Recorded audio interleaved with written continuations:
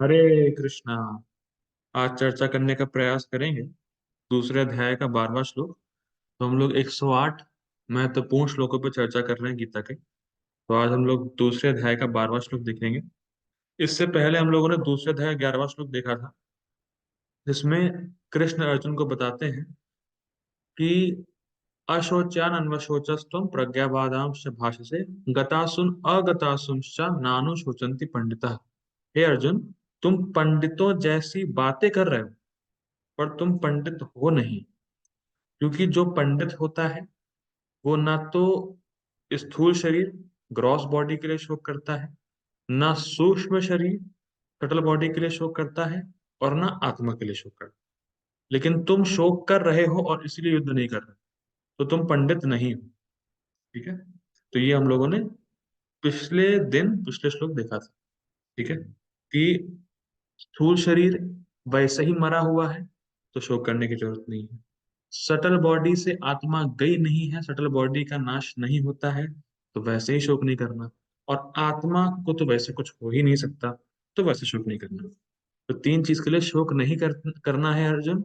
और जो पंडित होते हैं वो तीन चीजों के लिए शोक नहीं करते हैं। ये हम लोग पहले देखे थे। आज का हमारा श्लोक है दूसरे अध्याय का 12वां श्लोक। ये बहुत टफ होने वाला है, तो अगर नहीं समझ में आ रहा है तो ठीक है, जाएंगे धीरे धीरे जाएंगे, क्योंकि इसकी कमेंट्री जो है वो बहुत टफ है। ठीक है। तो दूसरे अध्याय का 12वां श्लोक पढ़ते हैं। न त्वेवाहं जातु नासं न त्वं नेमे जनाधिपाः न चैव न भविष्यामः सर्वे वयम् अतः परम्। न त्वेवाहं जातु नासं न त्वं नेमे जनाधिपः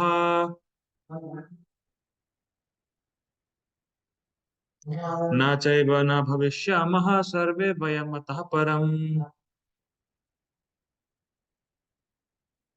तो इस श्लोक का थीम क्या है?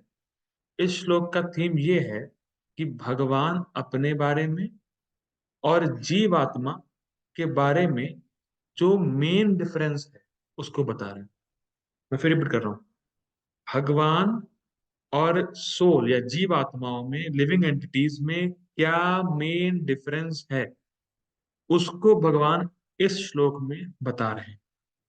तो भगवान क्या बता रहे हैं, संस्कृत देखिए। ना तू एव अहम जातु नासम। हे अर्जुन, ऐसा कभी नहीं था कि मैं नहीं रहा हूं। भगवान क्या बोल रहे हैं पहली लाइन में? ना तू एवा अहम जातु नासम। जातु मतलब किसी भी समय में, ना आसम था मतलब ऐसा कोई समय नहीं था अर्जुन जब मैं नहीं था। ना त्वम नेमे जनाधिपा, ऐसा कोई समय नहीं था कि तुम नहीं थे अर्जुन। ना चैवा ना भविष्यामः, और ऐसा कोई समय नहीं होगा जब तुम और मैं नहीं रहेंगे। सर्वे वयम अतः परम, और ऐसा कभी नहीं था कि ये जितने राजा तुम देख रहे हो ये राजा नहीं थे, और ऐसा कोई समय नहीं है कि जब ये राजा नहीं होंगे। मैं फिर रिपीट कर रहा हूँ। भगवान बोले ऐसा कोई समय नहीं था अर्जुन जब मैं नहीं था। ऐसा कोई समय नहीं था जब तुम नहीं थे। ऐसा कोई समय नहीं होगा जब मैं नहीं रहूंगा, अर्जुन तुम नहीं रहोगे, और जितने भी लोग तुम्हें दिख रहे हैं इस युद्ध में वो नहीं रहेंगे। ऐसा कभी नहीं है। तो कहने का मतलब है अर्जुन, अगर तुम इन लोगों को मार भी दोगे ना, तो भी ये रहेंगे जिंदा ही। तो मार दो। अरे बाबा। एक second. No worries, bro. All good. ठीक है, तो भगवान बोले ऐसा कोई समय नहीं था जब मैं नहीं था, अर्जुन तुम नहीं थे, ये राजा नहीं थे, ऐसा कोई समय नहीं होगा जब हम लोग नहीं रहेंगे। तो अगर तुम इनको मार भी दोगे ना, तो ये किसी ना किसी रूप में तो रहेंगे। इनका जो शरीर तुम देख रहे हो वो भले ही चेंज हो जाए, पर ये लोग खत्म नहीं हुए, तुम डरो नहीं। ठीक है। अब हम पढ़ते हैं प्रभुपाद जी का ट्रांसलेशन। ऐसा कभी नहीं हुआ कि मैं नहा रहा हूं या तुम नहीं रहे हो, अथवा ये समस्त राजा नहीं रहे, और ना ऐसा कि भविष्य में हम लोग नहीं रहेंगे। ठीक है। तो बेसिकली श्लोक भगवान और जो जीव है देखिए, भगवान भी हमेशा रहते हैं, जीव भी हमेशा रहता है। डिफरेंस क्या है? कोई क्वेश्चन पूछ सकता है ना, जब भगवान कह रहे हैं ऐसा कभी नहीं था कि तुम नहीं थे और मैं नहीं था, ऐसा कभी नहीं होगा कि जब मैं नहीं रहूंगा तुम नहीं रहोगे। तो बेसिकली जीव आत्मा, लिविंग एंटिटीज और भगवान हमेशा रहते हैं। तो व्हाट इज द डिफरेंस? इसको भगवान इस श्लोक में अब क्लियरली बताएंगे। क्या? तो अब हम लोग पढ़ेंगे गीता भूषण टीका। ये बहुत टफ है, और प्लीज अपना ध्यान इस पीडीएफ पे रखिएगा, क्योंकि तभी समझ में आएगा। क्योंकि पहली बात तो हिंदी इतनी टफ है इसकी कि ऊपर से जाएगा। अब गीता भूषण टीका लिखी है बलदेव विद्याभूषण ने, और प्रभुपाद जी ने अपनी गीता को बलदेव विद्याभूषण को डेडिकेट किया है। तो इसलिए हम पढ़ते हैं, गीता भूषण टीका पढ़ते हैं। धीरे धीरे पढ़ेंगे, समझने का ट्राई करेंगे। तो इस प्रकार अर्जुन के अपांडित्य को उनके अनुचित शोक के द्वारा स्थापित करके सर्वेश्वर भगवान अर्जुन से अब जीवों और अपने मध्य मूलभूत अंतर को कह रहे हैं। क्योंकि अर्जुन तत्व जिज्ञासु है और दोनों हाथ जोड़कर उनके समक्ष खड़ा था। क्या कहने का मतलब है? अर्जुन बोल रहा था पंडितों जैसी बातें कर रहा था, पर वो पंडित था नहीं। तो भगवान यही बोल रहा है कि तुम पंडित हो नहीं, तुम पंडित हो नहीं। तो भगवान कह रहे हैं कि तुम्हारा इससे अपांडित दिख रहा है। तुम जो बात बोले हो ना फर्जी की, उससे ये दिख रहा है कि तुम पंडित नहीं। और जो तुम्हारा शोक है, जो तुम दुख ले रहे हो कि इनको मार के क्या फायदा, मैं नहीं मारूंगा, ये शोक यूजलेस है।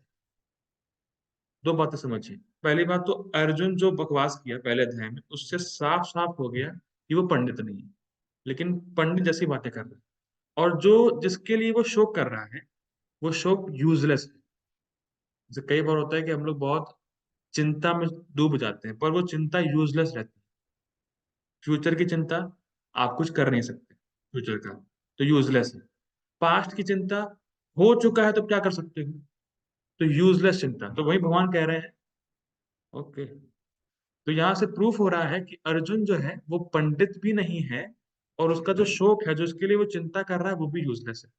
तो अब भगवान क्या करेंगे? अब भगवान अपने और जीव के बीच में जो मूलभूत मेन डिफरेंस है उसको बताएंगे। क्यों बताएंगे? क्योंकि अर्जुन जानना चाहते हैं, और दोनों हाथ जोड़कर भगवान के सामने खड़े हैं। तो बेसिकली पॉइंट क्या है, बहुत इंपॉर्टेंट है। You can correct only those who sign up for correction. आप करेक्शन उन्हीं को दो जो करेक्शन आपसे चाहते हैं, वरना बात नहीं बनती। समझ रहे हो बात? आप हर किसी को करेक्शन देने जाओगे ना, तो आपको ही फ्रस्ट्रेशन होगी। लेकिन जो आपके सामने आए कि प्रभु मुझे बताओ, माता मुझे सच में बताओ, मुझे जानना है, उनको बताओ। तो ऐसे ही अर्जुन बोले कि अब कृष्ण मुझे उपदेश दो। तो अब कृष्ण अर्जुन को उपदेश देंगे। ठीक है। तो क्लियर हो गया कि अर्जुन पंडित था नहीं, भगवान ही जानते थे, और अर्जुन फालतू में दुखी हो रहा था। तो अब भगवान अब अर्जुन को इस श्लोक में भगवान और जीव आत्माओं के बीच का जो मेन डिफरेंस है वो बताएंगे। क्योंकि अर्जुन जानना चाहते हैं, अर्जुन ने साइन अप कर लिया है भगवान के साथ।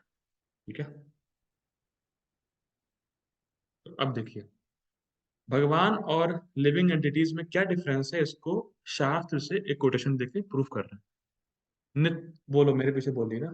नित्यो नित्यानाम चेतनश्चेतनानाम एको बहुनाम यो विदधाति कामान। ठीक है। देखिए क्या मतलब है। नित्यो नित्यानाम, जीव और भगवान दोनों नित्य हैं। लेकिन उसमें एक मेन नित्य है। नित्यानाम मतलब प्लूरल, बहुत सारे नित्य हैं, मतलब बहुत सारे जीव एटर्नल हैं, पर उसमें एक मेन नित्य है, कृष्ण। चेतनस चेतना नाम, सारे जीव कॉन्शियस हैं, लेकिन उसमें से एक मेन कॉन्शियस व्यक्ति है, कृष्ण। और एको बहुनाम यो विद्धाति कामान, और वो जो एक है ना सुप्रीम, वही सारे लोगों की इच्छाओं को पूरी करता है। तो अगर आपकी कोई इच्छा पूरी हो रही है, तो वो केवल कृष्ण ही कर रहे हैं। हो सकता है कि जैसे आप कुछ चाहो और मैं उसको पूरा कर रहा हूं, कि आपको दिखे कि प्रभु ने पूरा किया है, पर मैंने कुछ नहीं किया है, मेरे द्वारा कृष्ण ने करवाया है। ये बहुत इंपॉर्टेंट है, बहुत ही इंपॉर्टेंट है। एको बहुनाम, एक वही एक है जो सबकी इच्छाओं को पूरी करते हैं। तो ये डिफरेंस हुआ कि नहीं हुआ? जीव और भगवान दोनों इटर्नल, जीव और भगवान दोनों कॉन्शियस हैं, पर भगवान ही केवल सभी जीवों की इच्छा को पूरी करते हैं। कोई भी जीव एक दूसरे की इच्छा को पूरी नहीं कर सकता।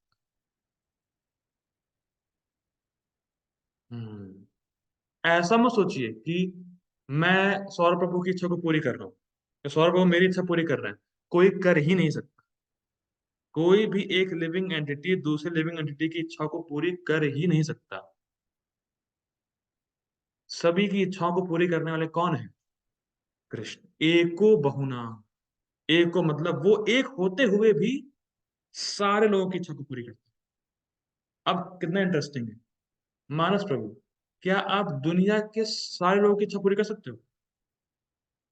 आप शायद अपने घर वालों की इच्छा पूरी ना कर, आप कर लोगे सौरभ प्रभु? या इस मीटिंग में कोई ऐसा है जो सबकी इच्छा को पूरी कर सकता है? हमारी खुद की इच्छा पूरी नहीं होती, पहली बात। हम दूसरों की क्या करेंगे? तो ये फर्क है कि नहीं, जीवों में और कृष्ण में? बहुत बड़ा डिफरेंस है कि भगवान सबकी इच्छा को पूरी कर सकते हैं और कर ही रहे हैं, पर हम अपनी ही इच्छा पूरी नहीं कर सकते, और कोई भी दूसरा हमारी इच्छा पूरी नहीं कर सकता। केवल कृष्ण ही कर रहे हैं, अलग अलग मीडियम्स। ठीक है, तो ये डिफरेंस हम लोगों ने देखा। ये जो है कोटेशन है छांदोग्य उपनिषद से। आप कोटेशन दे सकते हैं। अब देखिए आगे बढ़ते हैं। अब ये कृष्ण अर्जुन को बोल रहे हैं, हे अर्जुन, ऐसा नहीं था कि मैं भगवान किसी आदि समय में नहीं था, अर्थात निश्चित ही मैं हमेशा रहा हूं। मतलब अर्जुन को कृष्ण बोल रहे हैं, ये मत समझना कि ऐसा कोई समय था कि मैं एग्जिस्ट नहीं करता था। ऐसा कभी नहीं है, मतलब ऐसा कोई समय नहीं था अर्जुन जब मैं नहीं था। कन्फर्म। बेसिकली पॉइंट क्या, भगवान से ही समय आता है। तो भगवान हमेशा से है बेसिकली। ऐसा नहीं, अब भगवान बोल रहे हैं, ऐसा नहीं है कि तुम्हारा अस्तित्व कभी ना रहा हो, और ऐसा भी नहीं है कि अर्जुन कि तुम कभी नहीं थे। मतलब तुम भी हमेशा से हो, मैं भी हमेशा से हूं। तुम हमेशा रहे हो, और ऐसा भी नहीं है कि ये राजा नहीं रहे। बेसिकली तीन चीज भगवान बता रहे हैं।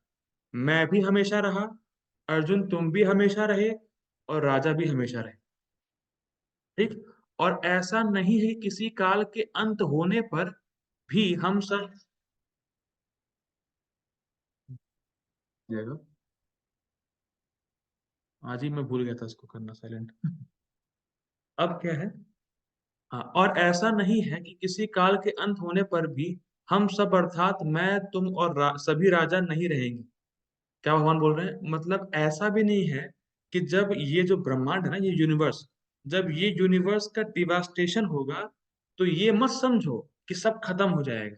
तो भी तुम रहोगे अर्जुन, तो भी ये राजा रहेंगे अर्जुन, और मैं भी रहूंगा। बेसिकली हम सब रहते हैं हमेशा, केवल कपड़े चेंज होते हैं। जैसे जैसे आज मैंने ये कुर्ता पहना है, कल क्लास में कोई और कुर्ता पहनूंगा, तो कुर्ता बदला, कुर्ता नहीं रहा, लेकिन मैं तो रहा ना।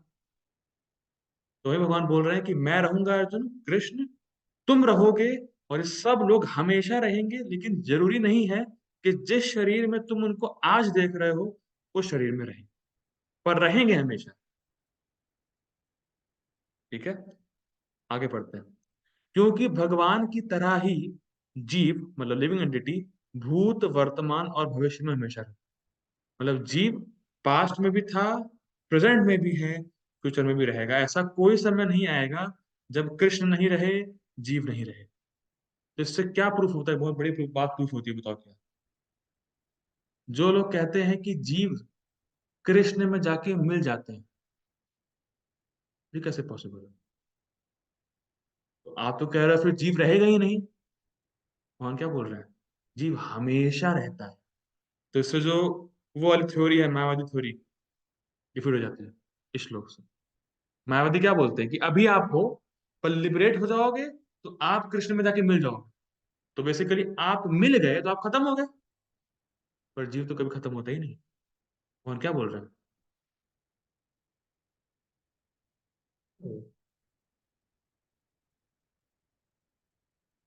समझ में आ रहा है? जीव कभी खत्म होता ही नहीं।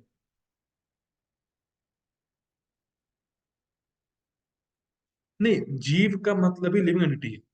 जो सोल, जीव मतलब सोल की बात हो रही है। ठीक है। अब जो पैराग्राफ शुरू होने वाला है, दिमाग फाड़ देगा। समझ में आ रहा है ना?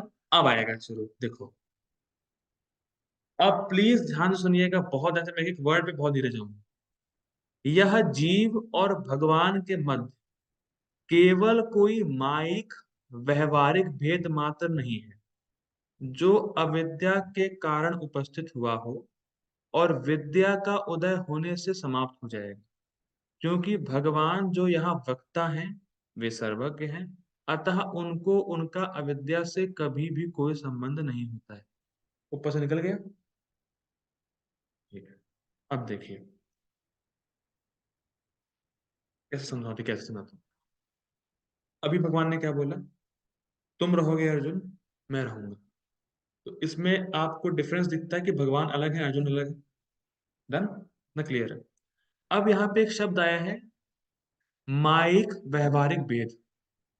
भेद का मतलब होता है डिफरेंस।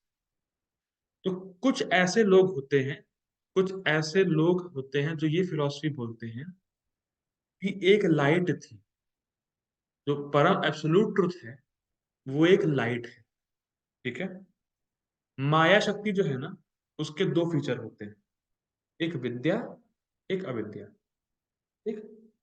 समझ लो एक लाइट है, ठीक है, और माया के दो फीचर है, विद्या और अविद्या।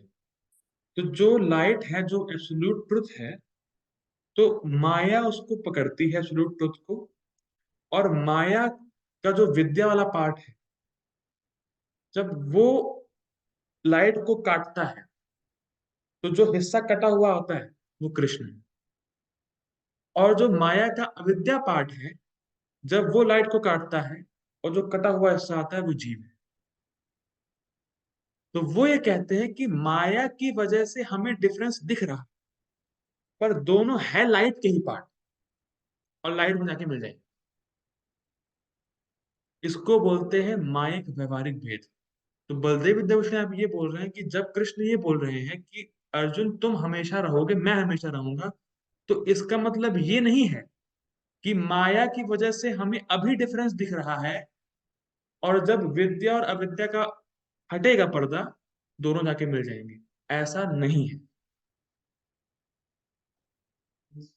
नहीं, बेसिकली कहने का मतलब है माया की वजह से डिफरेंस नहीं है। क्योंकि देखो, एक लाइट है और माया ने उसको काट दिया, तो माया का जो विद्या पाठ ने जो काटा वो भगवान बन गए, और जो अविद्या पाठ ने काटा वो जीव बन गए।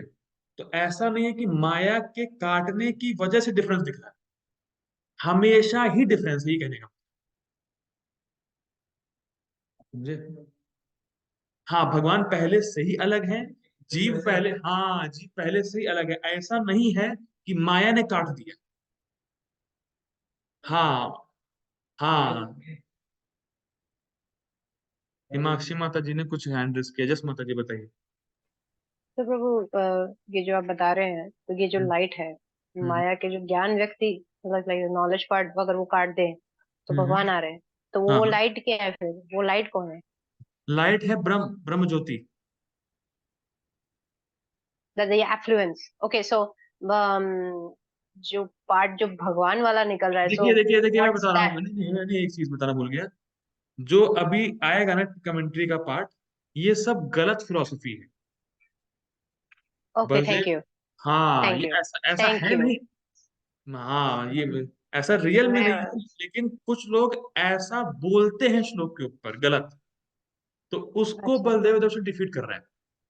ओके, मेरे को लगा कि कहाँ से मायावादी चालू हो गया। प्रभु सॉरी, थैंक यू हाँ सो मच, हाँ, हरी वही बोल। मैं, ये अब मायावाद ही शुरू हो जाएगा। क्योंकि बलदेव उधर उसने कैसा डिजाइन किया इस कमेंट्री को, कि मायावादी अगर ये बोलेगा तुम्हें ऐसे उसको डिफीट करना है, अगर ये बोलेगा तो तुम्हें हटाना है। तो अगर कोई आपसे ये बोलता है कि नहीं, परम सत्य एब्सोल्यूट ट्रुथ एक लाइट थी, और माया ने उस लाइट को काटा, तो कृष्ण है, ऐसा नहीं होता। कृष्ण हमेशा से, ठीक है।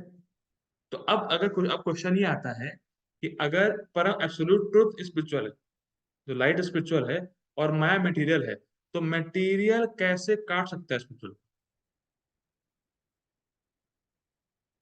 तो पावरफुल है ना, तो माया ने काटा कैसे? अभी क्वेश्चन आता है। अच्छा, अब ये भी क्वेश्चन आता है कि अगर माया ने काटा तो माया शक्ति किसकी है फिर, अगर भगवान है ही नहीं तो? हाँ, तो अब ये अगर तुम बोल रहे हो कि लाइट तो माया ने काट दी, तो माया आई कहाँ से?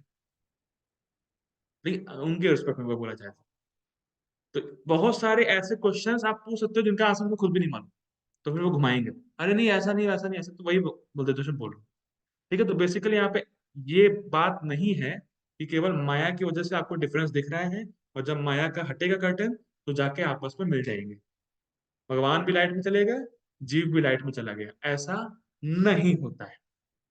ये बोला जा रहा है खाली इस पैराग्राफ में। ठीक, आगे पढ़ते हैं। साथ ही मुक्ति के बाद भी जीव की सत्ता बनी रहती, मतलब जब मुक्त हो जाएगा तो भी जीव हमेशा रहेगा, वो मिलता नहीं भी। इसका उल्लेख शास्त्र में आता है। अब जो जीव है वो हमेशा रहता है, और जीव जाके मिलता नहीं है लाइट में, इसको शास्त्र से कोटेशन दे रहे हैं। मैं पीछे बोलूंगा, इदम ज्ञानम उपाश्रित्य मम साधर्मम आगतः आगतः सर्गोपि नोपजायन्ते प्रलये न व्यथन्ति च।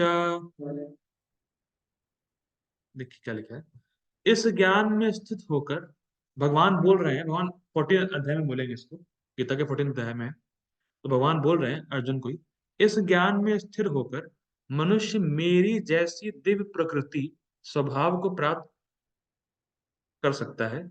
इस प्रकार स्थित हो जाने पर वह ना तो सृष्टि के समय उत्पन्न होता है और ना प्रलय के समय विचलित होता है। बेसिकली कहने का मतलब क्या है, भगवान ये बोल रहे हैं, जब जीव प्रकृति या मटेरियल मोड्स ऑफ नेचर से उठ जाएगा, जब वो प्रकृति से ऊपर हो जाएगा, तो भगवान जैसी दिव्य प्रकृति को प्राप्त है। जैसे भगवान सत चित आनंद है, जीव भी सत चित आनंद को प्रकाशित करेगा, मैनिफेस्ट करेगा वैसे। ये नहीं बोल रहा कि भगवान बन जाएगा।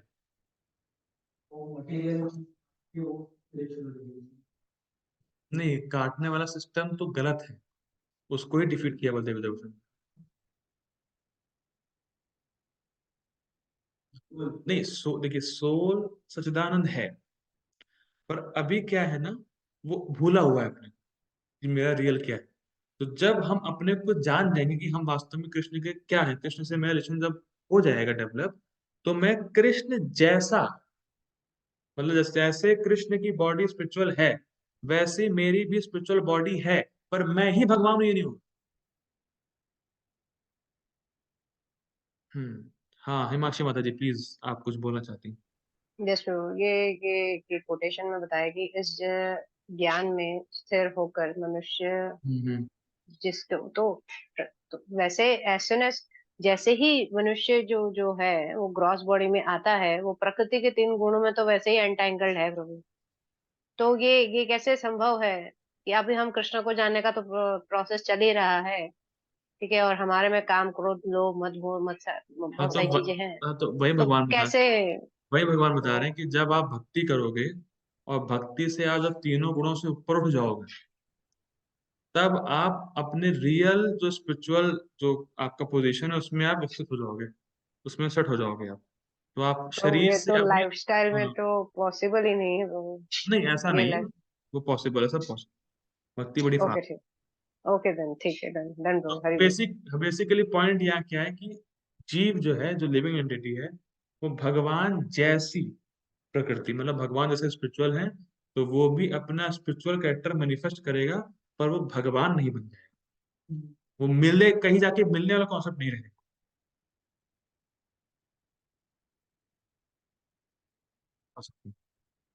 ठीक है। ठीक है। अब यहाँ पे ये तो और टफ टफ है, देखिए, ये तो और टफ पैराग्राफ है।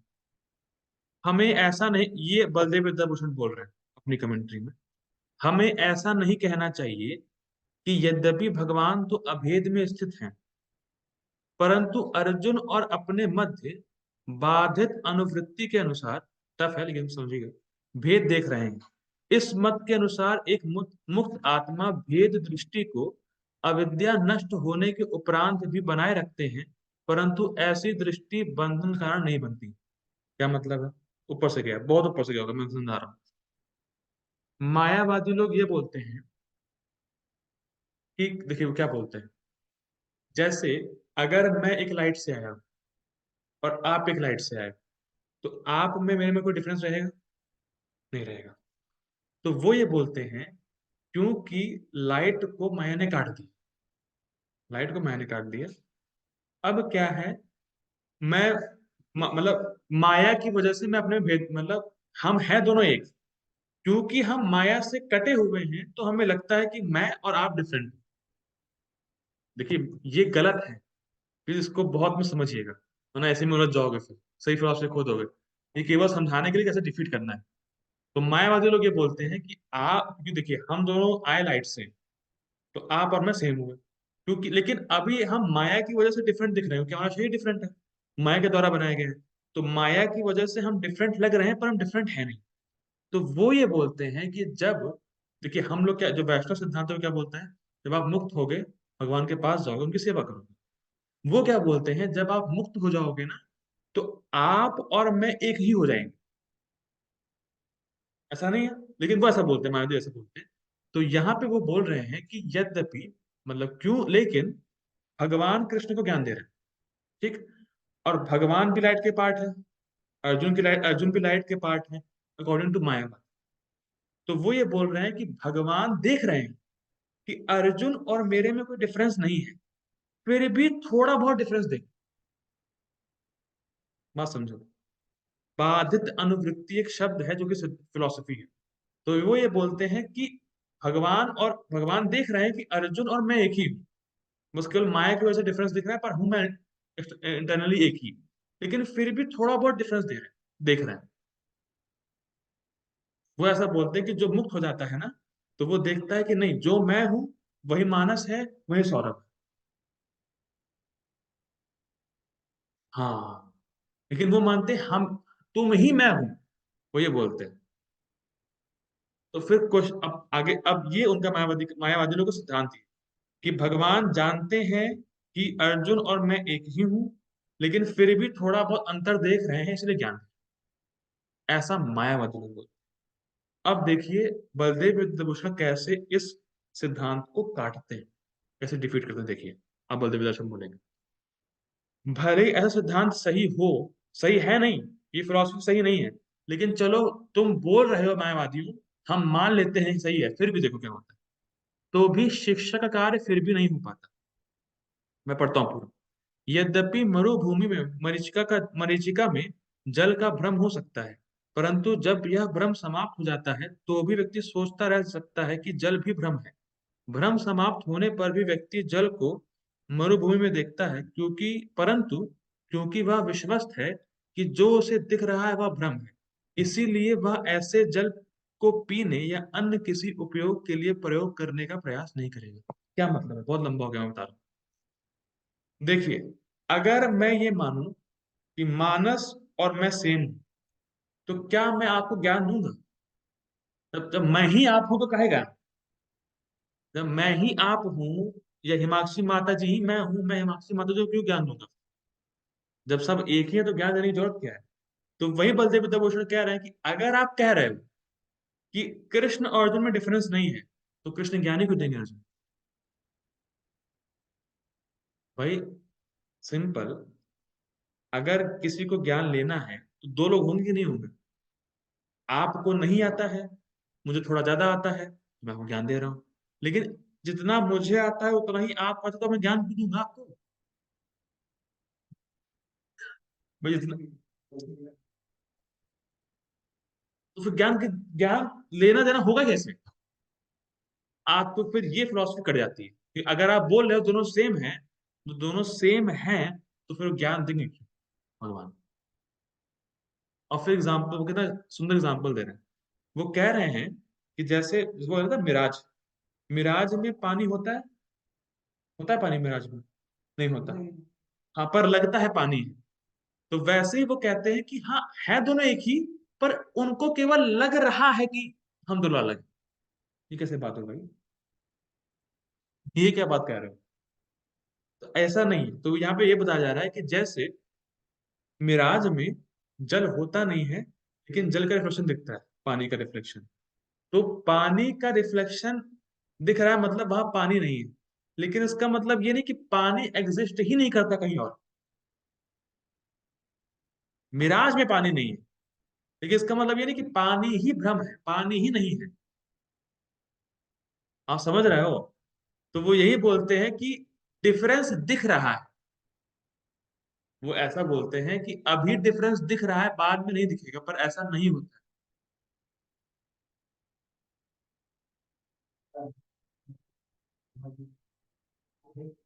नहीं नहीं नहीं, वो तो अलग चीज है। लेकिन ये तो मायावादी का सिद्धांत है, मायावादी ऐसा बोलते हैं। हाँ, ये मायावादी बोल रहे हैं। तो भगवान बलदेव दोस्तों मायावादी को काट रहे हैं कि तुम बोल रहे हो कि वो एक है, इनको अभी डिफरेंस दिख रहा है। तो अगर तुम ये मानते हो कि डिफरेंस भ्रम है, अगर तुम ये बोल रहे हो कि डिफरेंस अभी दिखता है पर ये भ्रम है, तो बेसिकली अगर डिफरेंस अभी दिख रहा है तो वो तो भ्रम हुआ ना। मैं फिर रिपीट करता हूँ, ऊपर से जा रहा होगा, देखो। वो ये बोलते हैं कि कृष्ण और अर्जुन एक है, डन। लेकिन ये बोल रहे हैं कि कृष्ण जानते हैं कि अर्जुन और मुझ में कोई डिफरेंस नहीं है, लेकिन फिर भी थोड़ा बहुत डिफरेंस देख रहे हैं। तो क्वेश्चन ये है कि अगर डिफरेंस है ही नहीं, तो थोड़ा बहुत डिफरेंस देखना भी तो नहीं होगा। अगर डिफरेंस है ही नहीं रियल में, तो थोड़ा बहुत डिफरेंस कैसे देख रहा है? और डिफरेंस देख नहीं रहा तो ज्ञान को दे रहा है। हिमाक्षी माता जी, कुछ गुजरा है? बिल्कुल गुजरा प्रभु, हरि बोल जबरदस्त एकदम। तो मायावादी का ऐसा सिद्धांत है, तो आप ऐसे काट सकते हो उनको, ठीक है। अब देखो क्या, अब आगे क्या बोलते हैं। यद्यपि भगवान भेद को देखेंगे, अब वो आगे बोल रहे हैं, यद्यपि भगवान भेद को देखेंगे, जो वास्तविक रूप से उनकी अभेद के साक्षात्कार से नष्ट हो चुका है। ठीक है? और इस कारण से वे अपने में और अर्जुन में भेद देखेंगे, बाधित अनुवृत्ति के सिद्धांत के अनुसार। फिर भी भगवान अर्जुन को कदापि ज्ञान देने का प्रयास नहीं करेंगे, क्योंकि वे सत्य का अनुभव करते हुए अपने और अर्जुन के मध्य द्वैतता का भ्रम जानेंगे। अब देखो, अब भगवान, देखो अब क्या इंटरेस्टिंग है। अब वो ये बोल रहे हैं कि भगवान देख रहे हैं। देखो ये देखो क्या है। अगर भगवान को ये रियलाइज हो चुका है कि मैं और अर्जुन एक हैं, तो वो भेद देखेंगे ही क्यों? First point. और दूसरा, अगर भेद देख रहे हैं, तो इसका मतलब वो अभेद नहीं देख रहे हैं। आप समझ पा रहे हो दोनों चीजें? अगर मैं ये देख रहा हूं मानस और मैं एक हूं, तो मैं ये नहीं देख रहा हूं कि हम दोनों अलग हैं। लेकिन अगर मैं ये देख रहा हूं कि मानस और मैं अलग हूं, तो मैं ये नहीं देख रहा कि मानस और मैं एक हूं। तो दोनों साथ में कैसे हो सकता है कि मैं एक भी देख रहा हूं और अलग भी देख रहा हूं? रिपीट कर दिया। आप कह रहे हो कि भगवान अपने अर्जुन को एक देख रहे हैं, और थोड़ा बहुत डिफरेंस देख रहे हैं तो ज्ञान दे रहे हैं। अरे जब एक ही देख रहे हैं, डिफरेंस आया कहां से? आप एक ही बार में एक ही देख पाओगे ना। नहीं नहीं, तो भगवान मान कहा रहे हैं उनको? वो तो कटा हुआ पार्ट मान रहे हैं ना। हाँ, कितना डेंजर है मायावादी। लेकिन अब अच्छा, एक अच्छा, हाँ, मेरी मीटिंग का टाइम एंड हो रहा है। Please join again. Hare Krishna. फिर और हम लोग जबरदस्त चीजें करते हैं। कौन कौन है? अभिलाषा माता जी भी आई हो, हरी बोल। ठीक है।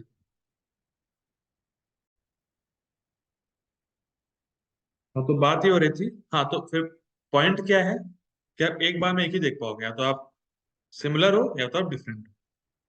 अब पॉइंट है कि अगर भगवान को ज्ञान नहीं है, जैसे अगर मायावादी के अनुसार देखा जाए, तो अगर भगवान को ज्ञान नहीं है, तो भगवान के ज्ञान देने का फायदा क्या? ठीक। और अगर भगवान को ज्ञान है अकॉर्डिंग टू मायावाद, तो वो तो सिमिलरिटी देखेंगे, क्योंकि रियलिटी में तो सिमिलर है ना, अर्जुन और कृष्ण उनके अकॉर्डिंग। तो अगर ज्ञान नहीं है तो देखेंगे अंतर को। तुम देख रहे हो नॉलेज, तो जब तुम्हें ज्ञान ही नहीं है। अगर तुम्हें ज्ञान है, तुम सिमिलर देखोगे, तो ज्ञान दे ही क्यों रहे हो? डिफीट। आगे पढ़ते हैं। कमेंट है यहाँ पे। मायावादी बाधित अनुवृत्ति, मैं फिर रिपीट करता हूँ। बाधित अनुवृत्ति का मतलब होता है कि सिमिलर है, पर फिर भी थोड़ा डिफरेंस देख रहे हैं। ये पॉसिबल नहीं है, तो तुम सिमिलर हो या तुम डिफरेंस हो। दोनों कैसे देख रहे हो? ठीक है। मायावादी बाधित अनुवृत्ति के सिद्धांत को प्रतिपादित करते हैं, जिसके द्वारा वह एक जीवन मुक्त की अवस्था का वर्णन करते हैं। मैं सब बताऊंगा। जो स्वयं तो द्वैत से परे होता है, परंतु अन्यों को शिक्षा दे सकता है। यद्यपि शिक्षा देना यह द्वैत का कार्य है। इस सिद्धांत के अनुसार एक मुक्त आत्मा जब अपने शरीर को बनाए रखता है, तब तक वह अद्वैत को अनुभव करने के बाद भी एक प्रकार की बद्ध दृष्टि को बनाए रखता है। क्या मतलब है? यहाँ पे कह रहे हैं कि एक ऐसी स्टेज बताते हैं मायावादी लोग, कि जब व्यक्ति खुद तो सबको, मतलब खुद को सबके इक्वल देख रहा है, मतलब मैं मानस, मैं सौरभ, सब ऐसे देख रहे हैं खुद।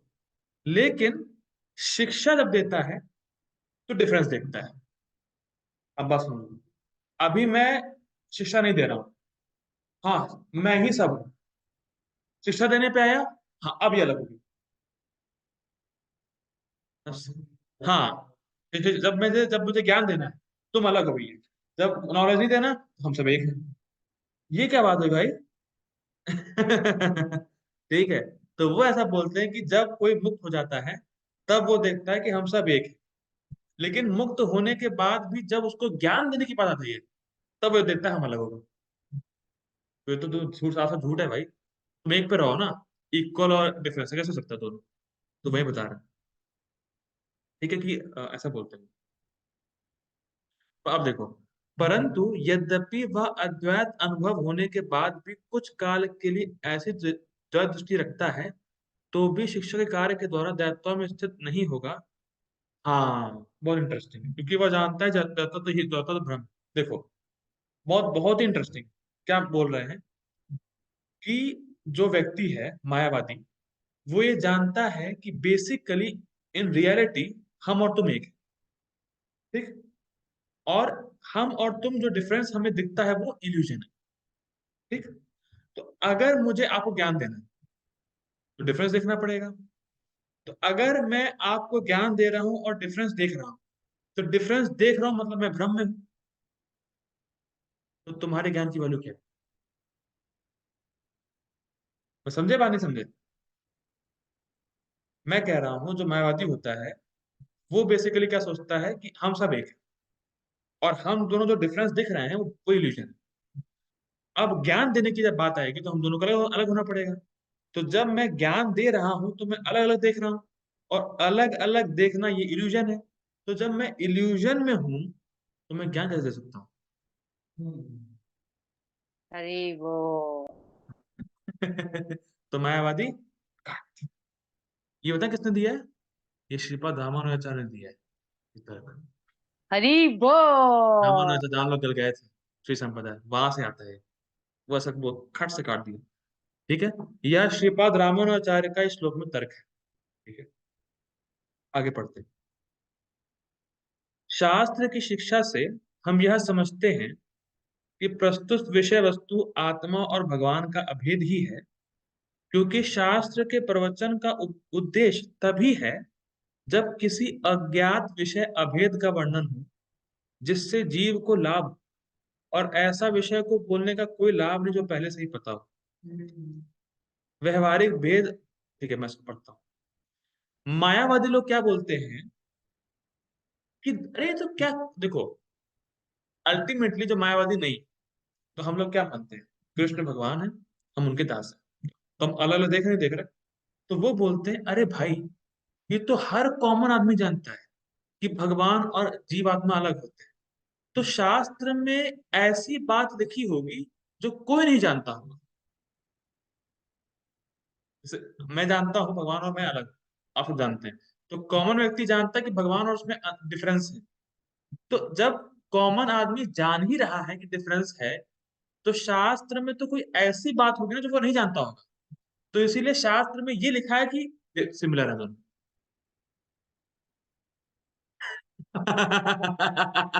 समझ में आया कैसे उत्तर देते हैं वो लोग?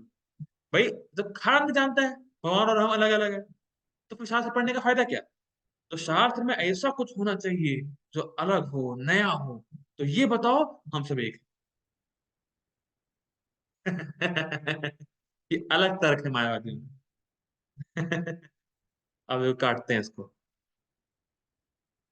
ठीक है, अब देखो, अब वो कोटेशन में देते हैं मायावादी लोग शास्त्र का, ये प्रूफ करने के लिए। देखो, श्रुतियों के वाक का यही अर्थ लेना चाहिए, जैसे अधभ्यो वा एष प्रातः उदेत अपः सायं प्रविशति। प्रातः सूर्य जल से उगता है और सायं को जल में डूब जाता है। अब मेरा एक क्वेश्चन है, क्या वाकई में सूरज जल से उगता है पर लगता है, या जल में डूबता है पर लगता है? और ये तो प्रैक्टिकल हमने देखा है। अभी हम लोग गए थे ना, भक्ति मास स्वामी मास का बर्थडे था, तो हम लोग कहीं शायद कोई बीच पे गए थे। आप थे क्या वहां पे? हाँ, हाँ, वुडबाई बीच, तो वहां पे लिटरली देखा कि सूरज उगते हुए, पहली बार देखा मैंने। तो लगा कि वहीं से उग रहा है जल से, पर जल से उगता है क्या? नहीं उगता। तो वो यही बोल रहे हैं कि कॉमन आदमी को ही नहीं पता। कॉमन आदमी को पता है कि जल, कॉमन आदमी देखता है कि जल से उगता है, इसीलिए ऐसा कुछ लिखो जो ना पता हो। तो भाई, ना पता हो तो बस सही तो चीज लिखो ना। तो ये पॉइंट देखो, यह वाक, देखिए, यह वाक्य सामान्य ज्ञान है, मतलब हर कोई जानता है कि सूर्य जल से उगता है, जल से डूबता है। पर क्या जो हम जानते हैं वो फैक्चुअल है? मैं फिर रिपीट कर रहा हूँ, जब मैं जान रहा हूँ कि सूर्य जल से उग रहा है, जल में डूब रहा है, ये मैं जान रहा हूं, पर क्या ये रियलिटी है? नहीं। हाँ, तो बस खाली ये जानना कि भगवान और मुझ में डिफरेंस है, तो ये तो कॉमन है, पर इसका और डिटेल क्या है? इसलिए शास्त्र में ये होना होना चाहिए।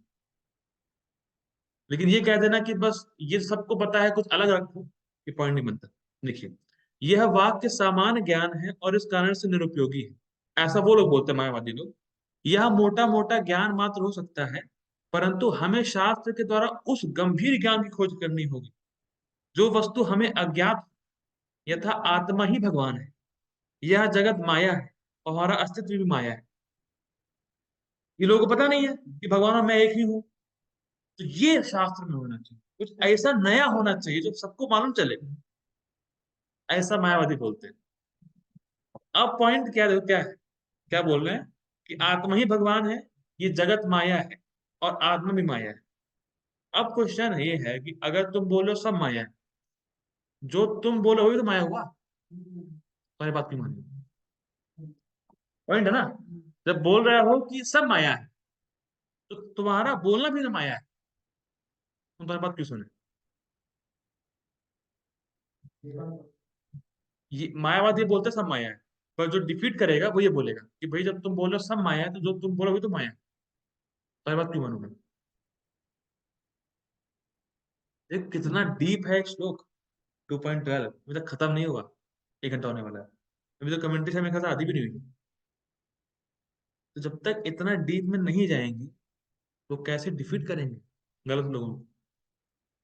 और जो प्रभुपाद जी गुरु महाराज थे, वो चाहते थे कि लोग इतना पक्के हो जाएं कि कोई भी रास्कल आए, डिफीट, इस्टेब्लिश करे रियल चीज। ठीक है। अब हमारा डिफीट डिफीट यहाँ पे डिफीट कर रहे हैं, बलदेव विजय भूषण। यह एक मूर्खतापूर्ण प्रस्ताव है। ये एक नॉनसेंस बात है जो तुम कह रहे हो, क्योंकि श्रुतियां निश्चित रूप से भेद का वर्णन करती है। शास्त्र में भेद ही बताया गया है कि भगवान और कृष्ण में डिफरेंस, भगवान और, माफ कीजिएगा, भगवान और जीव में डिफरेंस है। साफ साफ बोला गया, देखिए। अब कोटेशन दे रहे हैं हम। पृथक आत्मानम, देखिए कोई ये आउट ऑफ सिलेबस नहीं है। ये सारी चीज प्रभुपाद अपने परपोट में रखे हैं।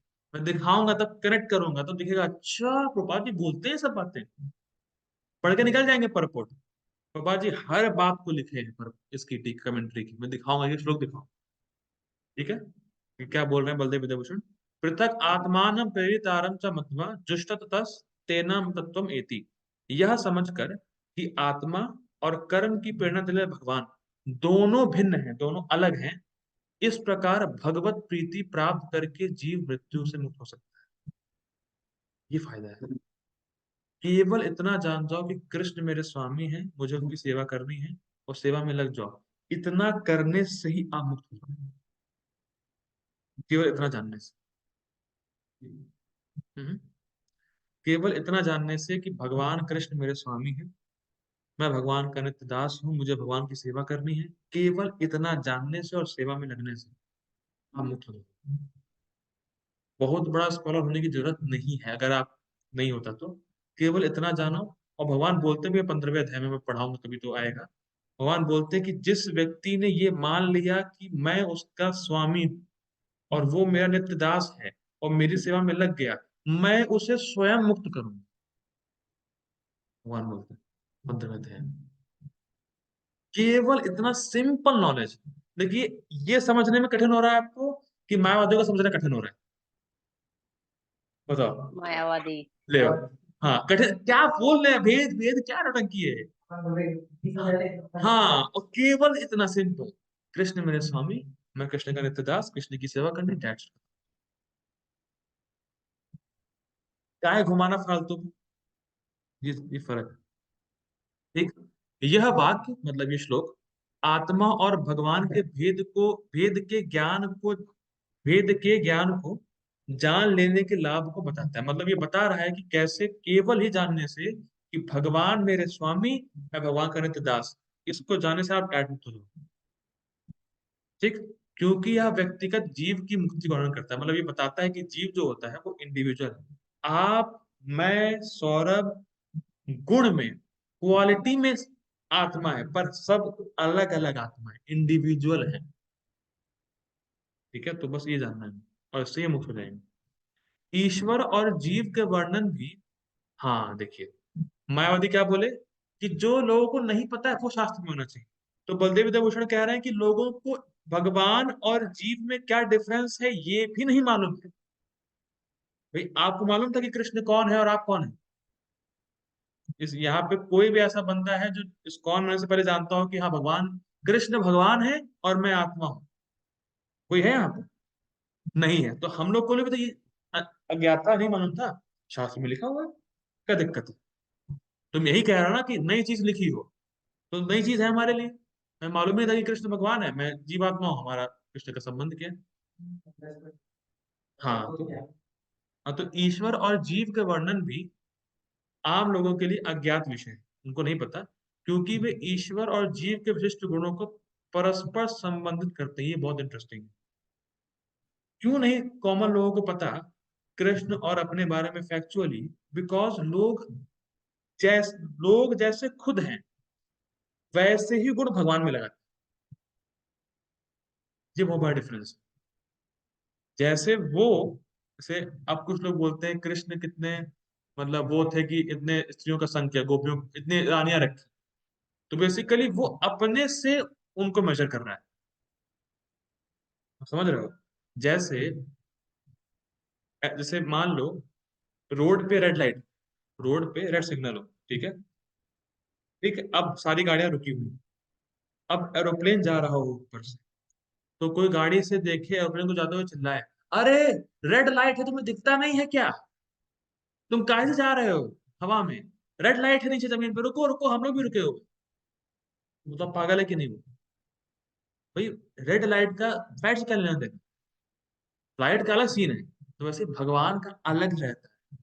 तो हमें अपना कचरा भगवान में नहीं लगाना है। तो लेकिन कॉमन लोग यही करते हैं, तो कॉमन लोगों को भगवान और अपने बीच का रियल डिफरेंस नहीं पता, इसीलिए शास्त्र में मेंशन। ठीक है। प्रभु और जीव के परस्पर विपरीत गुणों को यथा विभुता और लघुता, विभुता मतलब भगवान बहुत महान है, और लघुता मतलब हम लोग बहुत तुच्छ हैं जो जीवात्मा। स्वामित्व और सेवकत्व, भगवान हमारे स्वामी हैं और हम भगवान के सेवक हैं, इत्यादि को केवल शास्त्र के माध्यम से ही समझा जा सकता है। जब तक आप स्क्रिप्चर नहीं पढ़ोगे, आप कभी नहीं जान पाओगे कि मैं कृष्ण का नित्यदास हूँ।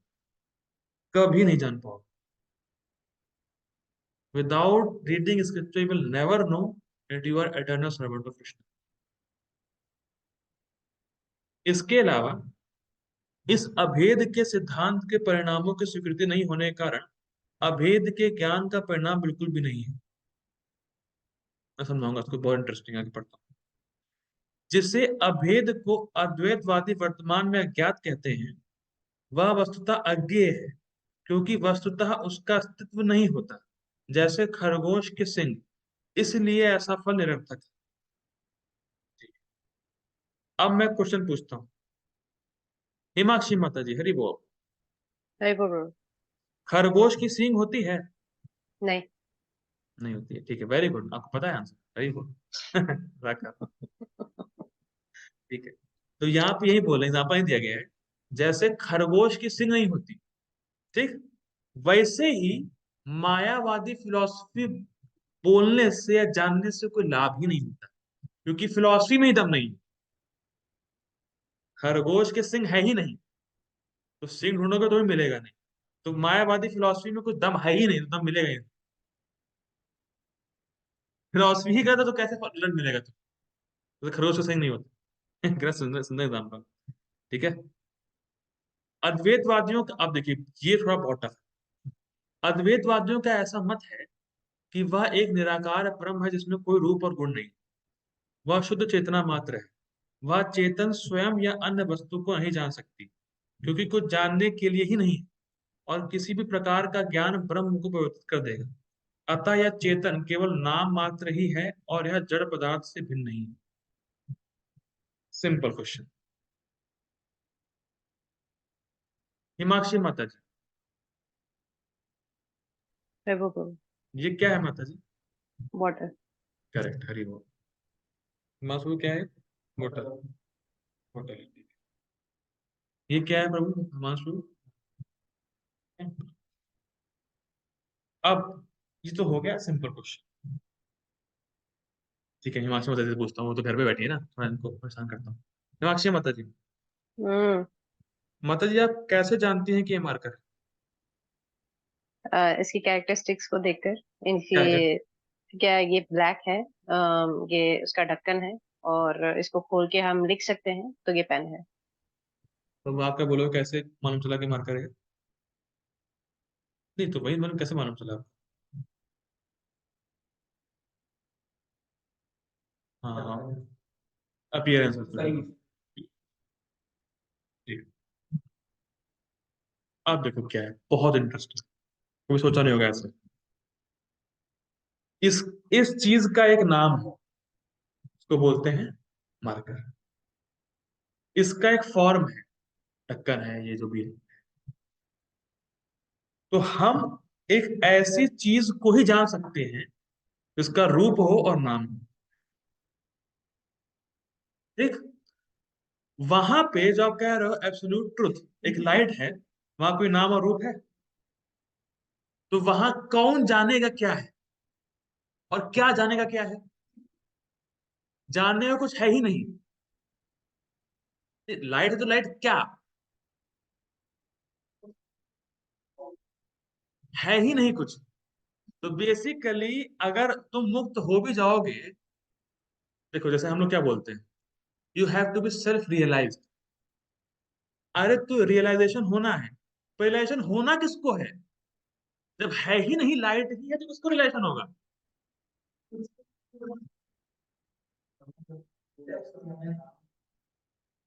हाँ, बेसिकली हम एक व्यक्ति हैं। जैसे अब लेट्स से, देखो जब भी कोई ज्ञान की बात आती है ना, ज्ञान की बात, तो ज्ञान के लिए तीन चीज चाहिए। मैं रिपीट, इसको प्लीज नोट डाउन कर लेना, बहुत फिलोसफिकल है। ज्ञान, ज्ञाता और ज्ञेय। ज्ञेय मतलब होता है जो जानता है। मैं माफ कीजिएगा, ये ज्ञान, ज्ञेय, ज्ञेय मतलब ऐसे ऐसे ऐसे हिंदी में ऐसे लिखते हैं। ज्ञा, जो भी फिलहाल जो भी लिख दीजिए, ज्ञेय और ज्ञाता। ज्ञाता मतलब जो जानने वाला है, ज्ञेय मतलब जिसको जानता है, और जो जानता है वो ज्ञान है। मानस प्रभु जानते हैं कि ये मार्कर है, तो मानस प्रभु है ज्ञाता, वो जानने वाले हैं। किस चीज को जानते हैं? मार्कर को। ये मार्कर है, ये है ज्ञान। तो तीन चीज होनी चाहिए, तीन चीज। लेकिन निराकार ब्रह्म में है ही नहीं कोई। तीन चीज होनी चाहिए ना किसी भी ज्ञान के लिए। वहां है ही नहीं कोई, कुछ है ही नहीं वहां। तो तो बेसिकली क्या हो गया? आत्मा हो गई जड़। क्या मेरा माइक जानता है कि मैं क्लास दे रहा हूं? मेरा माइक क्लास रिकॉर्ड कर रहा है, पर क्या वो ये फील कर पा रहा है कि क्लास हो रही है? उसको अच्छा लग रहा है, बुरा लग रहा है, उसको पता है? आप लोगों को पता है। क्यों? आप सोलो, आप जीवात्मा हो, आप कॉन्शियस हो। ठीक। लेकिन अगर आप ये बोलो कि कुछ है ही नहीं, तो जड़ हो गया ना वो जानता ही नहीं कुछ। तो बेसिकली अगर आप मायावादी फिलॉसफी बोलोगे, तो बेसिकली आप आत्मा को जो स्पिरिचुअल है उसको आप मेटीरियल कर दोगे। ये नुकसान है उसका। और अगर आप रियल फिलॉसफी बोलोगे कि भगवान और मुझ में डिफरेंस है, तो जीव आत्मा मुक्त हो जाएगा। That's why Vaishnava philosophy is highest. इसीलिए लिखे, यहाँ लिखा हुआ है, अतः यह चेतन केवल नाम मात्र ही, और यह जड़ पदार्थ से भिन्न, मतलब आपने उसको जड़ मेटीरियल कर दिया उसको। क्योंकि ना कोई ज्ञान है, ना कोई जानता है, ना कोई है ही नहीं। जड़ हो गया। जैसे लैपटॉप है, लैपटॉप कुछ होश नहीं कि क्लास हो रही है नहीं हो रही, वो पड़ा हुआ है ऐसे। तो आप एक स्पिरिचुअल मतलब एक कॉन्शियस बीइंग को आपने जड़ कर दिया। ये कितनी, कितना खराब किया उसने। इसीलिए महाप्रभु बोलते थे, मायावादी कृष्णेर अपराधी। कृष्णेर अपराधी, मायावादी कृष्ण के अपराधी। और इसीलिए महाप्रभु बोलते थे, मायावादी भाष सुन ले हो सर्वनाश। इसने मायावादी फिलॉसफी को सुन लिया, आपने भी सुना है, लेकिन सुन के अडॉप्ट किया, तो सर्वनाश हो जाएगा। क्योंकि वो भगवान को ही नहीं मानते, तो सेवा काहे की? और सेवा नहीं, सुख नहीं मिलेगा, क्योंकि आत्मा का मूल जो कैरेक्टरिस्टिक सेवा करना ही है। आपने वही छीन लिया, आपने उसको मटेरियल कर दिया, वो तो ना, गिरा दिया उसको। तो इस प्रकार जीव और भगवान में वास्तविक भेद स्थापित हुआ। इससे साबित होता है कि भगवान और जीव में अंतर है। ये रियल, बस आप कुछ सब भूल जाओ जो मैंने पढ़ाया, ये याद रखो। भगवान मेरे स्वामी, मैंने तो दास, उनकी सेवा करना, ये हमारा, बस खत्म। यही याद रखना, बाकी मायावी फिलॉसफी भूल जाओ, वो केवल डिफीट करने के लिए था। अब हम आए हैं प्रभुपाद जी के भरपूर। अब आए हैं, अब देखना, ऐसे फर करके प्रभुपाद जी का पेपर निकलेगा, सबको सब पता है। देखो, वेदों में, कठोपनिषद में और शतपनिषद में भी कहा गया है कि जो भगवान असंख्य जीवों के कर्म तथा कर्म फल के अनुसार उनकी अपने अपने परिस हाँ, मिस्टेक है, परिस्थितियों में पालक हैं, वही भगवान अंश रूप में हर जीव में वास कर रहे हैं। ये कौन सा श्लोक था? एको बहुनाम यो विधाति का मन, वही एक ही है, सभी इच्छा को पूरी कर रहा है, सभी ठीक होगी। तो ये प्रभुपाद जी लिख रहा है कि हर परिस्थितियों में कृष्ण ही हमारे पालन कर रहे हैं। ठीक है। हाँ, केवल साधु पुरुष जो ही ईश्वर को भीतर बाहर देख सकते हैं, वही पूर्ण और शाश्वत शांति को पा सकते हैं। ठीक है। देखिए वही वाला श्लोक प्रभुपाद ने कोट किया है।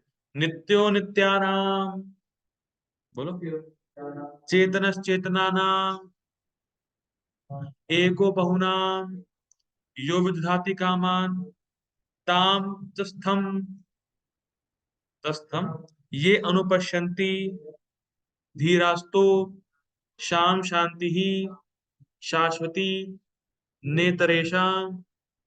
बस इसका ही कोटेशन ऊपर है कि जो साधु है वो जानता है कि भगवान हमारे हृदय में है, हर जगह भगवान ही मेरा पालन कर रहे हैं। तो जब वो इस प्रकार से अपने कॉन्शियस को मेंटेन रखेगा तो वो शांति को प्राप्त करेगा। बेसिकली मेरे कंट्रोल में कुछ नहीं है, भगवान कृष्ण कृपा करते हैं। आगे पढ़ते हैं, बहुत लंबा पढ़ते हैं। जो वैदिक ज्ञान अर्जुन को प्रदान किया गया वही विश्व के उन पुरुषों को प्रदान किया जाता है जो विद्वान होने का दावा करते हैं, परंतु जिनकी ज्ञान राशि न्यून है। मतलब है खोखला ज्ञान है, उनको कुछ पता नहीं है, इसलिए गीता ज्ञान बहुत इंपॉर्टेंट है। भगवान यहाँ स्पष्ट कहते हैं कि वे स्वयं अर्जुन तथा युद्ध भूमि में एकत्र सभी राजा शाश्वत प्राणी, मतलब हमेशा रहेंगे। ठीक। और इन जीवों की बद्ध तथा मुक्त अवस्थाओं में भी भगवान ही एकमात्र उनके पास, चाहे कोई मटेरियल वर्ल्ड में हो चाहे कोई स्पिरिचुअल वर्ल्ड में हो, भगवान ही सबको पालन करने वाले। We are not the maintainer of our family. अगर आपको लग रहा है कि मैं अपनी मेहनत से अपने परिवार को चला रहा हूँ तो आप अज्ञानी हैं। भगवान कृपा किए तो चला पा रहे हैं, ठीक है। भगवान परम पुरुष हैं तथा भगवान का चिर संगी अर्जुन, मतलब क्लोज फ्रेंड अर्जुन एवं वहां पर एकत्रित सभी राजागण शाश्वत पुरुष हैं। बेसिकली मृत्यु के बाद भी वो रहने वाले। ऐसा नहीं है कि भूतकाल में, हाँ देखिए, देखिए देखिए क्या पापा जी वही पॉइंट लिखे हैं। ऐसा नहीं है कि भूतकाल में प्राणियों के रूप अलग अलग उपस्थित थे, मतलब ऐसा नहीं कि माया ने काट दिया, और ऐसा भी नहीं कि वे शाश्वत पुरुष नहीं बने रहेंगे। ऐसा नहीं है कि पहले अलग नहीं थे और बाद में सब मिल जाएंगे, ऐसा नहीं है, पहले भी अलग थे, बाद में भी अलग बने रहेंगे। ठीक है। उनका अस्तित्व भूतकाल में भी था और भविष्य में भी निर्बोध रूप में बने रहेंगे, मतलब वैसे जैसे थे वैसे ही बने रहेंगे। अतः किसी के लिए शोक करने की कोई बात नहीं। तुम किसी को नहीं मार रहे हो। ठीक है। ये मायावादी सिद्धांत आया नहीं आया? ठीक है, पढ़ना। ये मायावादी सिद्धांत की मुक्ति के बाद मुक्ति के बाद आत्मा माया के आवरण पृथक होकर निराकार ब्रह्म में लीन हो जाएगा और अपना अस्तित्व खो देगा, यह परम अधिकारी भगवान श्री कृष्ण द्वारा पुष्ट नहीं होता है। मैं बता दिया इसको। ना ही इस सिद्धांत का समर्थन हो पाता है कि बद्ध अवस्था में ही हम अस्तित्व का चिंतन करते हैं, मतलब ये नहीं कि हम लोग बद्ध हैं इसलिए अलग देख रहे हैं अपने आप, अलग ही हैं हमेशा। ठीक। यहाँ पर कृष्ण स्पष्टता कहते हैं कि भगवान तथा अन्यों का अस्तित्व भविष्य में भी अक्षुण्ण रहेगा, मतलब वैसा का वैसा बना रहेगा, जिसकी पुष्टि उपनिषदों द्वारा भी होती है। यदि अस्तित्व तथ्य, तो फिर कृष्ण इतना बल क्यों देते, और वह भी भविष्य के लिए? मतलब अगर एक ही होना होता सबको तो भगवान क्यों बोलते हैं कि भविष्य में भी हम रहेंगे? अगर एक ही होना होता तो भगवान क्यों जोर देते कि अर्जुन मारो, भविष्य में रहेंगे ये सब? तो मतलब, ठीक है। कृष्ण द्वारा कथित अस्तित्व आध्यात्मिक ना होकर भौतिक है। क्या मतलब है इसका? हम्म। हाँ, इसको पापा जी पढ़ते पहले पूरा। यदि हम इस तर्क को कि अस्तित्व भौतिक होता है, हाँ ठीक है मैं पढ़ता हूँ।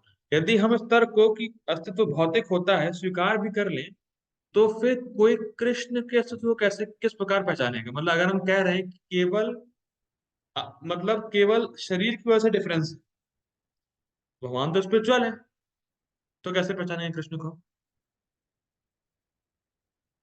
सिंपल है, ठीक है।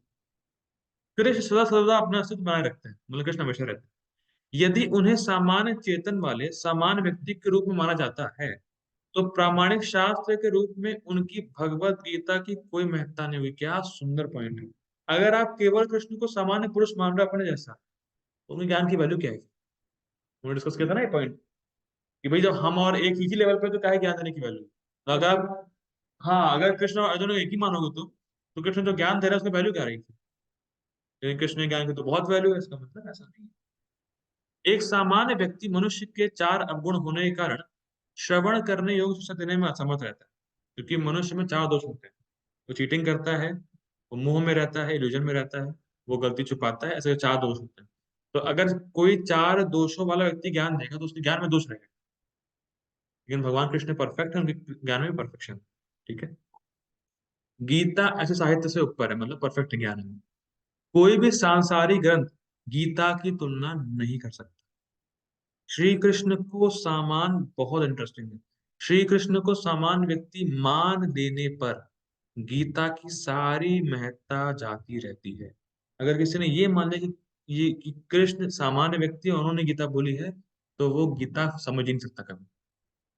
गीता को समझने के लिए first you have to accept Krishna is supreme personality of God, तभी समझ में आएगी, गीता आएगी, वरना नहीं आएगी। ठीक है। मायावादियों का तर्क है कि इस श्लोक में वर्णित द्वैत लौकिक है, मतलब मायावादी ऐसा बोलते हैं कि जो डिफरेंस है वो केवल मटेरियल लेवल पर और शरीर के लिए प्रयुक्त हुआ, मतलब शरीर की वजह से डिफरेंस दिख रहा है, मायावादी ऐसा बोलते हैं। किंतु इसके, हाँ, वाह, हरि बोल, शिल्पोपाद की जय। किंतु उसके पहले वाले श्लोक में जीवों की देहात्म बुद्धि की निंदा करने के बाद ये कैसे संभव है कि कृष्ण पुनः शरीर पर उसी वक्तव्य को दोहराते। बहुत प्रोपा जी, क्या एक ही झटके में उड़ा दिया मायावादी। अब मायावादी क्या बोलते हैं, क्या बोले वो, डिफरेंस शरीर की वजह से लग रहा है, लेकिन फैक्चुअल में हम सब एक हो जाएंगे। तो प्रोपा जी बोल रहे हैं कि जब भगवान ने पहले ही बोल दिया कि शरीर के लिए शोक नहीं करना चाहिए और सूक्ष्म शरीर को कुछ होता नहीं और आत्मा को कुछ होता नहीं है, तो जब भगवान ने पहले ही अर्जुन को डांटा कि तुम लोगों को शरीर रूप में देख रहे हो तो तुम्हें दुख हो रहा है, जो असली पंडित है वो जानता है कि वो शरीर है ही नहीं। जब भगवान ने शरीर का कॉन्सेप्ट पहले ही हटा दिया, तो यहाँ क्यों बोलेंगे। तो जो बात कह रहे हैं भगवान कि हम हमेशा रहेंगे, तो वो आत्मा की बात कर रहे हैं कि शरीर का तो जो इंपॉर्टेंस भगवान ने पहले हटा दिया उसको पिछले श्लोक में। तो भगवान यहाँ आत्मा की बात कर रहे हैं कि आत्मा हमेशा रहता है। तो मायावादी लोग तुरंत उड़ गए इसमें। अरे वाह। ठीक। अतः यह अस्तित्व आध्यात्मिक आधार पर स्थापित है और इसकी पुष्टि श्री रामानुजाचार्य, कमेंट्री में देखा था बलदेव से, वही वह अन्य आचार्यों ने भी की है। क्या किया, हम लोग टीका में पढ़ चुके हैं। गीता में कई स्थलों पर इसका उल्लेख मिलता है कि यह आध्यात्मिक अस्तित्व केवल भगवत द्वारा ज्ञेय है। मतलब जो ये कॉन्सेप्ट जो हम समझ रहे हैं, भगवान के भक्त समझ सकते हैं केवल, भगवान के भक्त। हाँ, क्योंकि जो मायावादी होगा वो समझ नहीं पाएगा, जो भक्त होगा वो समझ पाएगा रियलिटी के। ठीक है? जो लोग भगवान कृष्ण का विरोध करते हैं उनकी इस महान साहित्य तक पहुंच नहीं हो पाती। मोहदेश करते हैं अभक्तों द्वारा, वाह, अभक्तों द्वारा गीता के उपदेशों को समझने का प्रयास मधुमक्खी मधु पात्र चाटने के सदृश है। मैं करता हूँ एक्सपेरिमेंट। इसके अंदर पानी है मेरा बाबू, अगर मैं केवल चाटू उसको, पानी पी लिया मैंने, नहीं पिया। इतनी सुंदर बात प्रभुपाद जी बोल रहे हैं। केवल गीता हो, गीता आपके पास आ जाने से आपको ज्ञान नहीं आ सकता। मेरे पास गीता है, मैं गीता को कई बार पढ़ चुका हूँ, पर इससे ज्ञान नहीं आ जाता। गीता का ज्ञान आने के लिए वक्त होना पड़ेगा। अगर आप भक्ति नहीं कर रहे तो ये ऐसा ही है कि आप गीता को लेके चाट रहे हैं और जो उसका एसेंस है वो आपको मिला नहीं। आह, पात्र को खोले बिना मधु को नहीं चखा जा सकता। इस बोतल को खोले बिना पानी नहीं पी सकते। ठीक। इसी प्रकार भगवत गीता के रहस्यवाद को केवल भक्त ही समझ सकते हैं। गीता में क्या रहस्य है भक्त जान पाएगा, अन्य कोई नहीं। जैसा कि इसके चतुर्थ अध्याय में कहा गया, फोर्थ चैप्टर में, ना ही गीता का स्पर्श ऐसे लोग कर पाते हैं जो भगवान के अस्तित्व का ही विरोध करते हैं। तो उनको तो मतलब ही नहीं है गीता से क्या मतलब। अतः मायावादी द्वारा गीता की व्याख्या मानो समग्र सत्य का सार असार भ्रामक निरूपण है। मतलब मायावादी commentary on Gita is totally, भगवान चैतन्य ने मायावादी द्वारा की गई गीता की व्याख्याओं को पढ़ने का निषेध किया है। चैतन्य महाप्रभु ने बोला कि मायावादियों से दूर रहो भैया, टच मी मत। और चेतावनी दी है कि जो कोई ऐसे मायावादी दर्शन को ग्रहण करने की कोशिश करता है वह गीता के वास्तविक रहस्य को समझ पाने में असमर्थ रहता है। First. यदि अस्तित्व का अभिप्राय अनुभव गम्य ब्रह्मांड से है तो भगवान द्वारा उपदेश देने की कोई आवश्यकता नहीं थी। आत्मा तथा परमात्मा का द्वैत शाश्वत तथ्य है और इसकी पुष्टि वेद द्वारा होती है, जैसा कि ऊपर कहा जा चुका है। बेसिकली पापा जी ये बता रहे हैं कि अगर आप ये कहते हो कि हमें केवल अस्तित्व दिख रहा है, अलग अलग है नहीं, तो ज्ञान देने की भगवान को जरूरत नहीं थी। ठीक। और दूसरा, आत्मा और परमात्मा में डिफरेंस है, डिफरेंस है, डिफरेंस है, ये शाश्वत सत्य है। मतलब भगवान और कृष्ण हमेशा अलग रहने वाले। अब माफ करो, क्या बोल रहा हूँ। भगवान कृष्ण और जीव, माफ करना रिकॉर्डिंग जाती है, सॉरी। भगवान कृष्ण और जीव हमेशा अलग रहेंगे, हमेशा अलग रहेंगे, हमेशा अलग रहेंगे, और हमेशा अलग थे। और ये शाश्वत सत्य, शाश्वत सत्य का मतलब होता है कि हमेशा ऐसा ही रहने वाला है। मतलब कोई भी ऐसा समय कभी नहीं आएगा कि जीव और कृष्ण इक्वल हो जाएंगे। तो इसीलिए जब हम लोग बोलते हैं ना, जैसे कई बार ऐसे लोग होते हैं, कई धाम में भी होते हैं, जब वो ऐसे बोलेंगे हम भगवान के दास हैं, ऐसे बोलेंगे, लेकिन अंदर उनको ये होगा, एक बार मुक्ति हो जाए, बस मैं ही कृष्ण हो जाऊंगा। ऐसा तो हमें हमेशा क्या बोलना चाहिए, हम भगवान के नित्य दास हैं। नित्य मीन्स हमेशा दास। तो जो कोई बोलता है ना भगवान के हम दास हैं, बेसिकली अब हो सकता है उसको नॉलेज ना हो, लेकिन कई ऐसे लोग होते हैं जो अभी दास बोलते हैं, बाद में फिर उनका इंटेंशन होता है कि मैं ही। तो ये बहुत डेंजरस है। ऐसा चेतन महाप्रभु के समय में था, राम खान नाम का एक व्यक्ति था, उसकी इंटेंशन ऐसी थी। तो हमें हमेशा क्या बोलना है, I am eternal servant of Krishna. मैं भगवान का नित्य दास हूँ, हमेशा दास रहूंगा। और ये बातें वेदों में स्पष्ट रूप से बताई गई। ठीक है, तो हमारा आज क्लास यही एंड करते हैं भैया। मजा आया, दिमाग घूमा। हरि बोल। श्रील प्रभुपाद की जय। हरे कृष्ण। हरे कृष्ण, थैंक यू।